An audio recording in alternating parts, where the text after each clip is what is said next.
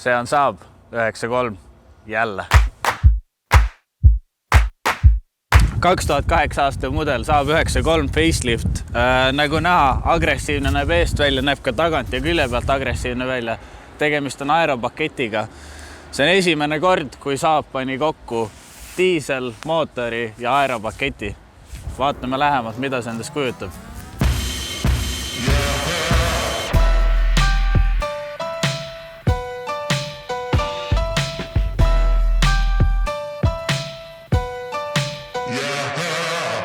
Põhimõtteliselt faceliftiga tulid siis uued esituled ja aeropaketiga on siin siuke kroomist iluvõre, väike diffuusor siin ees, udutuled ja üldse suhteliselt kuri ilme on eest vaadates. Minu arust parim kerevalik selle Saab 9.3 puhul ongi seesama sedaankere, mis siin on, aga lisaks pakuti seda ka kabrioletina ja pakuti ka universaalkerena esimest korda 9.3. Ja aeropaketist rääkides siis 17-tollised väljad standardis ja suht normaalsed, Lähme edasi.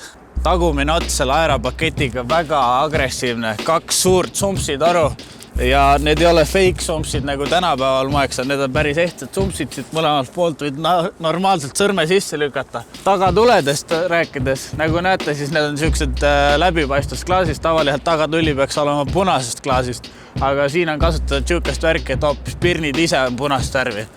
Huvitav lahendus. Ja ongi üldiselt vaatate siis ikka päris racing, nagu ei ütleks, et mingisugune diiselpaugubil väike Nürburgringi kleeps ka annab juurde kilovatt ikka. Mida siin ikka õues heietada, suht jahe ka. Lähme võtame väikse kohvi, vaatame seest asja üle ja teeme väikse tiiru.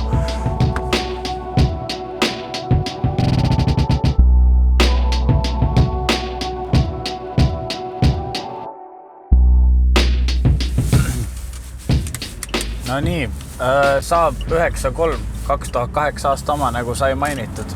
Tegemist 1,9 liitrise diiseliga, high pressure twin turbo diisel, 2 turbot. Jõudu on siis enam-vähem, aga minu meelest see pöördemoment on palju parem. Väänet on 400 Newtonmeetrit, päris korralik. Autovarustuse poolest on põhimõtteliselt täisvarustuses 9.3, mis sai osta.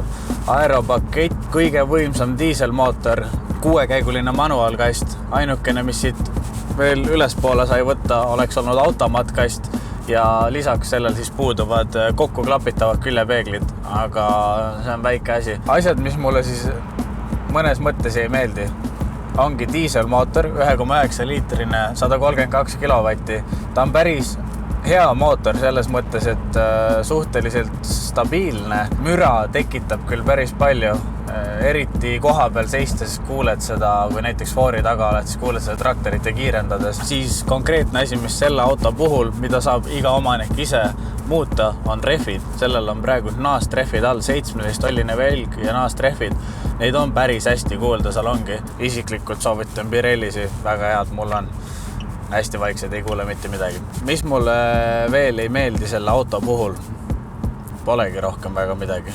Kõik muu on suht hea. Praegu foori taha seisma jäädes üks asi tuleb veel meelde, mis mind väga häirib. Kuulake seda suunatule häält.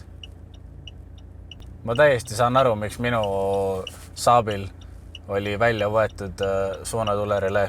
Tehnilise külje pealt rääkides, siis sellel autol on ka passiivne tagarataste pööramine, mis aitab siis just kurvi läbimisel, kui sa pidurdad, vältida alajuhitavust. Ta ei ole nüüd selline tänapäevane tehnoloogia, kus konkreetselt rattad ikka pööravad hullu pöörasel seal. Aga ta aitab natukene kurvidest siis seda alajuhitavust vältida, kuna tegemist on esiveolise autoga. Praktiliselt enamus mudelid, mis Saab 9.3 välja tulid, olid esiveolised. Et kui saaksin mina nüüd sellega midagi tehnilise poole pealt muuta, siis 2.8 V6 bensiinikas oleks see mootor, mis siia sobiks nagu kirstordil, ma arvan. Aga võtame siis kõik need head asjad ja huvitavad asjad, mis Saabi puhul on. Saabil omamoodi lähenemine, nii nagu ka esimese generatsiooni 9.3 on ka selle generatsiooni 9.3 siuke asi nagu night panel. Vajutad seda night paneli nuppu, siis kõik need näidikud lähevad nulli. Peatoed näevad endiselt šefid välja ja uurisin ka nende kohta, need ei ole niisama lihtsalt siuksed ilusad, vaid need on eraldi siis turvalisust tõstvad peatoed. Nimelt, kui tagant keegi otsa sõidab, siis see peatugi liigub üles ja ettepoole, tuleb su peale lähemale, et vältida seda pea tagasilööki. Stokis, kuna auto on suht täisvarustuses, Bose helisüsteem, 11 kõlarit, päris hästi mängib arvestades 2008 aasta auto. Tuleks ühe kõige olulisem asja juurde minu arust. Topsi hoidjad, kui eelmise generatsiooni 9.3-l oli tõsine probleem, kui võtsid kohvi ja läksid sõitma, pidid hoidma seda kohvitopsi munade vahel, siis nüüd said rootslased aru, et on vaja panna topsi hoidjad ja nad panid neid mõnuga. Siin on 4 tükki nüüd. Üks on siin ees, väga huvitavalt käib lahti, üks on siin käetoe juures ja siis tagaistujatel on ka 2 tükki veel. Ka käetoe mure lahendati ära. Eelmisel generatsioonil ei olnud seda käetuge siin ja siin on ilus käetugi koos laekaga ja timmitab siis ette taha poole. Istmed, väga mugavad, sportlikud siuksed. No nii, tõe hetk. Kõrval on 5. seeria BMW, ilmselt diisel. Vaatame, kas suudame foori tagant säilitada esimese koha, ta tundub siuke andja vend olevat. Ei, ta ei olnud andja vend. Aga taga on mingi Passati vend, see on küll sabas. 2008 aasta kohta päris huvitav navigatsioonisüsteem ja helisüsteem ja ekraan on puutetundlikkus juures. Ja auks ka, saad kuulata oma muusika, kui su telefonil on veel auks pesa. Kui ei ole, siis pead ostma väikse lisavidina ja nii ongi. Selline see teise generatsiooni Saab 9.3 on täiesti arvestatav pill, päris mõnus mootor, päris hea minek, ilus välimus. Kes tahab endale osta umbes samas kategoorias autot, siis kindlasti tasuks kaaluda. Aga teile siis pange like, pange subscribe meile ja kirjutage, kui teil on põnevaid autosid. Aitäh inimesele, kes meile andis enda autot kasutada niimoodi ja filmida ja jääge juba ootama uut videot. Davai!